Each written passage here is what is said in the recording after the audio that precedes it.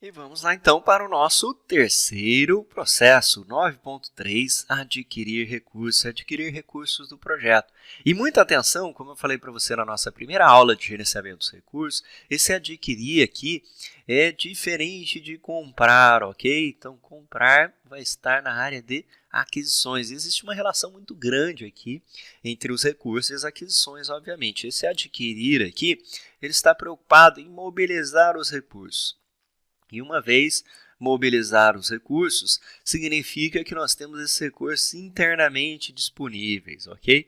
Então, mobilizar os recursos internos. Se eles não existirem ou se eles não estiverem disponíveis, a gente vai ter um processo lá que vai ser o 12.1, de planejar o gerenciamento das aquisições, onde a gente toma a decisão de fazer ou comprar, ou seja, coisas que eu tenho ou não tenho e resolveria comprar, e coisas que mesmo que eu tenha, talvez faça mais sentido comprar no projeto, né? Eu posso querer terceirizar uma parte ali do projeto, ok? Então, atenção para essa questãozinha aqui, né? Adquirir os recursos não significa comprar, significa mobilizar para a gente. Talvez a questão de como foi traduzido aí do português, do inglês para o português, né? Então, o processo de obter ou mobilizar os membros da equipe, as instalações, equipamentos, materiais físicos aqui do projeto. Vamos lá dar uma olhada. Então, ele deve confirmar a disponibilidade dos recursos físicos e humanos e obter esse recurso, a equipe necessária aqui. Realizar as designações de pessoal do projeto aqui. Então, lembra que a gente tinha termo de designação lá no plano. Agora, a gente vai preencher isso aqui com a confirmação das pessoas que vão trabalhar. E isso aqui, né, outro ponto de atenção, é que nós estamos na execução. Então, lá eu fiz o planejamento de que recurso eu precisava, né, o plano dos recursos, e aqui eu estou na execução. Então, esse processo vai ser feito também, é uma outra coisa importante aqui, ele é feito periodicamente, ou ele se repete, né, periodicamente. Ou então ele se repete várias vezes durante a execução. Toda vez que eu precisar de recurso, eu vou lá e vou precisar mobilizar ou adquirir aqueles recursos. Porque pensa aqui, por exemplo, né? Agora nós vamos fazer a fase de construção. Eu vou lá e adquirir pedreiros aqui. Aí está acabando a parte de construção, vou adquirir pintores, por exemplo. Está acabando os pintores, vou adquirir alguém do acabamento, enfim. Então pode ocorrer ondas de mobilização aqui no nosso projeto, né? Vou ter o pessoal da concepção, depois eu vou ter o pessoal da construção, aí eu vou ter o pessoal dos testes em um projeto de TI, e você sempre vai adquirindo esses recursos. Então não é um processo, né, que acontece uma vez só. Fica ligado nessa questão que muitos dos nossos processos lá no Guia PMBOK, eles estão acontecendo em vários momentos. E, inclusive, pensando na repetição dos próprios grupos de processos, que quer dizer, né, que a cada fase eu vou iniciar a fase de novo, vou planejar detalhadamente aquela minha fase, vou executar a fase, controlar e encerrar. Então, a cada fase você pode ter que adquirir novos recursos do projeto, ok? Ficou claro para você? Muito importante este ponto aqui para a gente. Então, adquirir significa mobilizar, nós estamos na execução e isso pode ocorrer periodicamente ou se repetir, né, nas fases do nosso projeto conforme a necessidade.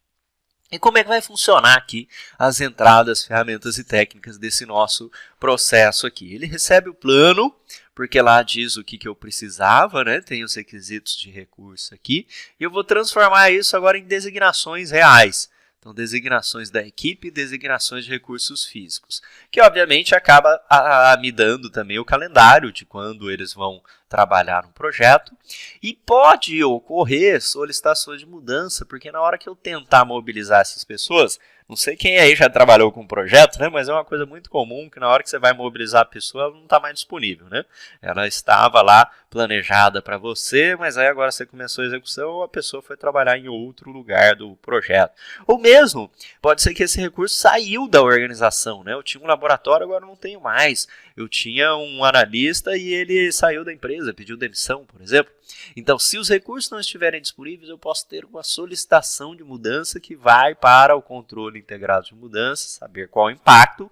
Talvez tenha que cortar o escopo, talvez tenha que fazer algum ajuste lá no controle integrado de mudança, ok?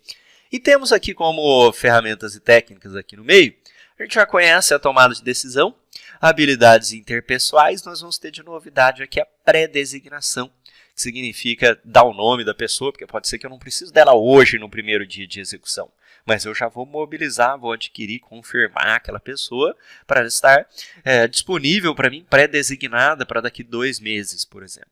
E eu posso trabalhar também com equipes virtuais. Vamos lá ver cada uma das nossas ferramentas e técnicas aqui, as entradas em detalhe. As entradas, que a gente já conhece muito bem, né? Especialmente atenção para o plano de gerenciamento dos recursos e para o plano de gerenciamento das aquisições que nós ainda não vimos. Então, aquisição ou aquisições, nós vamos ter a decisão de fazer ou comprar.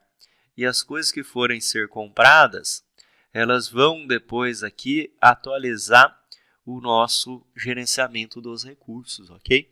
Porque o processo de aquisições está preocupado com contratar fornecedores externos, muita atenção para isso, com desenvolver o contrato, com depois fiscalizar esse contrato aqui também, ok? Mas o gerenciamento dos recursos, ele cuida do uso de todos os tipos de recursos, seja seu, seja comprado, emprestado ou alugado, ok?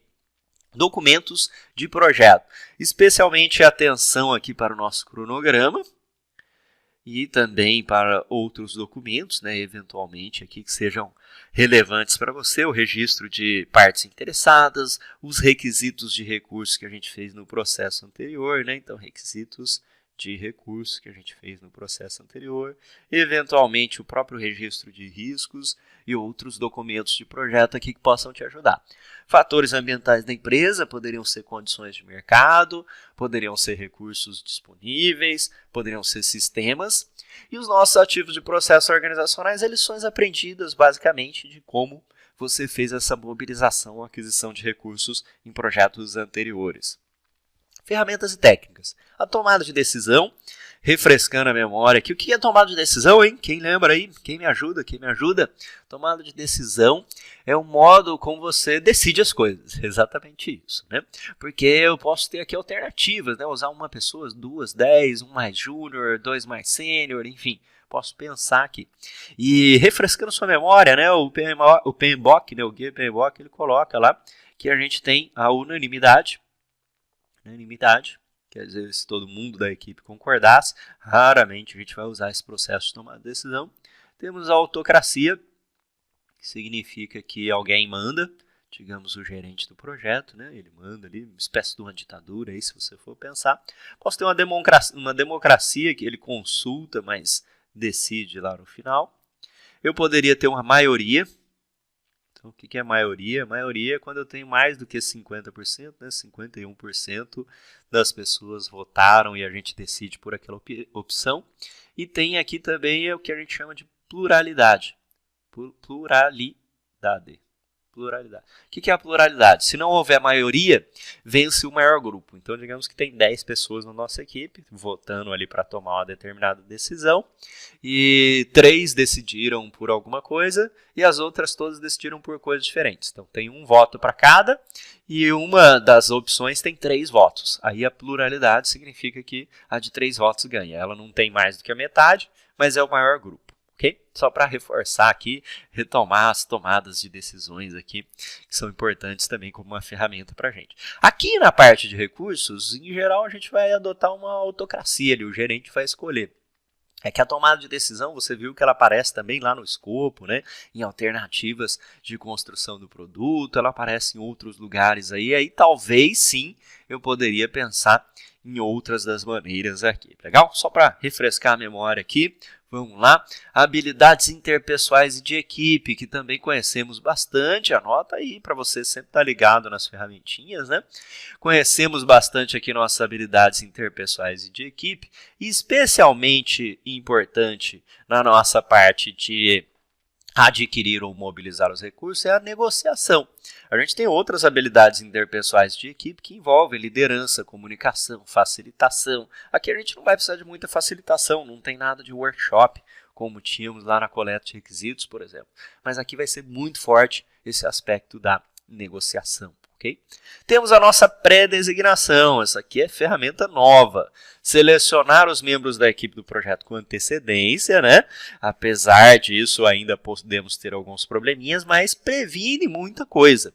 Então, para evitar a indisponibilidade, você reserva esses recursos humanos, materiais, equipamentos, físicos, junto aos gerentes funcionais e obtém esse comprometimento. A pré-designação aqui é muito saudável, né? Especialmente saudável se ela for formal.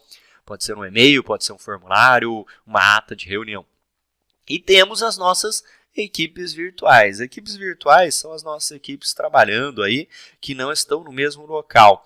Então, isso aqui é uma ferramenta para poder mobilizar ou adquirir recursos, porque é uma realidade cada vez mais presente das organizações, né? Cada vez mais a gente tem as pessoas trabalhando em lugares diferentes. Isso aqui traz alguns desafios, tá? Você pode pesquisar isso, tem livro apenas sobre equipes virtuais, mas é uma realidade, uma tendência, e aí você precisa melhorar as comunicações, você precisa ter alguns sistemas ali para poder te apoiar na gestão da equipe virtual. As principais saídas, como eu havia te falado, são as designações, né? Essas nossas designações aqui significa que nós temos agora aqueles recursos físicos e recursos humanos comprometidos, designados para o seu projeto, ok? Isso vai ser feito ao longo do projeto, como eu te falei também, pode ser ali em ondas, em períodos, e atualiza os nossos calendários de recursos.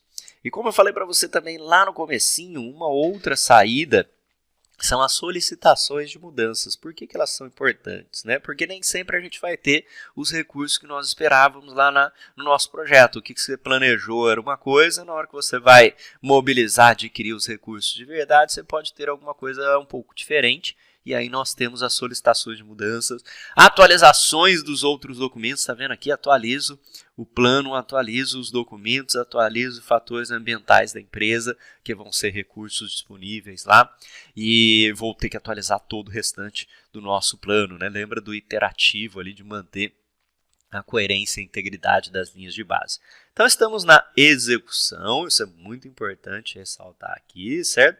Estamos na execução, onde nós vamos adquirir recursos, que eu vou escrever aqui como mobilizar, só para evitar também essa confusão em relação a compras. Recebo o plano e os documentos, que vem do 4.2, então plano e os documentos do projeto, certo? Plano e documentos do projeto. E o que vai sair daqui, né? Sai solicitação de mudança, que vai para onde? 4.6, isso mesmo. Então, controle integrado de mudanças. E sai